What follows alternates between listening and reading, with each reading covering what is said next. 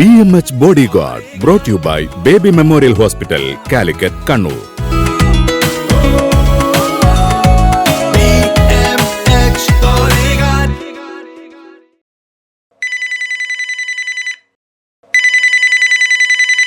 അമലേ, അച്ഛൻ ആക്സിഡന്റ് പറ്റിയെന്ന് കേട്ടു. ഇപ്പൊ എങ്ങനെയുണ്ട്?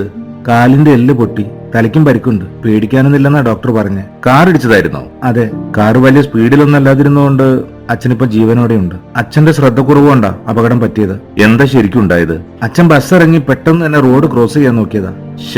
എന്തോരം അപകടം ഇങ്ങനെ ഉണ്ടായിട്ടുണ്ട്. എന്നിട്ട് അധികം ആളുകൾ ഇപ്പോഴും റോഡ് മുറിച്ച് കിടക്കുമ്പോഴായാലും റോഡിൽ നടക്കുമ്പോഴായാലും കുറെ കാര്യങ്ങൾ ശ്രദ്ധിക്കാനുണ്ടേ. തോന്നിയതുപോലെ കാൽനടക്കാര് റോഡിൽ പെരുമാറിയ ഇതൊക്കെ തന്നെയാ സ്ഥിതി.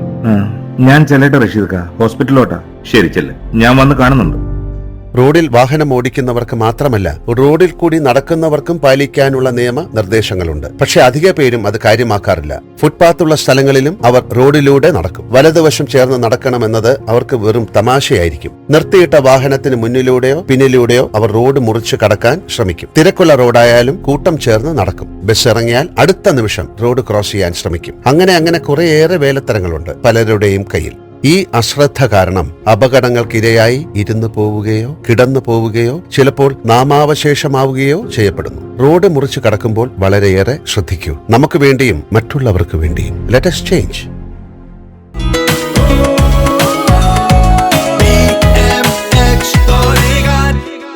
BMH Bodyguard, brought to you by Baby Memorial Hospital, Calicut, Kannur.